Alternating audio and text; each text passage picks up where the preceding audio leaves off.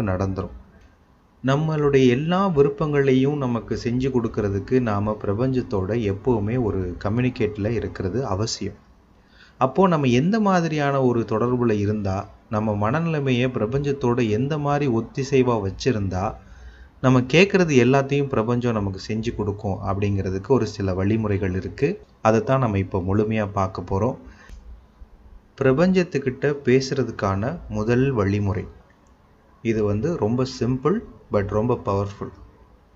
நீங்கள் செய்ய வேண்டியதெல்லாம் ஒரு அமைதியான இடத்தை தேர்ந்தெடுத்து கண்ணை மூடி அமைதியாக உட்காந்து உங்களுடைய கண்ணுக்குள்ளே பிரம்மாண்டமாக இருக்கிற பிரபஞ்சத்தை கொஞ்சம் கற்பனை பண்ணிட்டு உங்கள் மனசு விட்டு உங்களுக்கு என்ன வேணுமோ அதை அந்த பிரபஞ்சத்தை பார்த்து கேளுங்க. மனசு விட்டு கேளுங்க. அது ஒரு முழு விஷயமாக இருக்கணும்.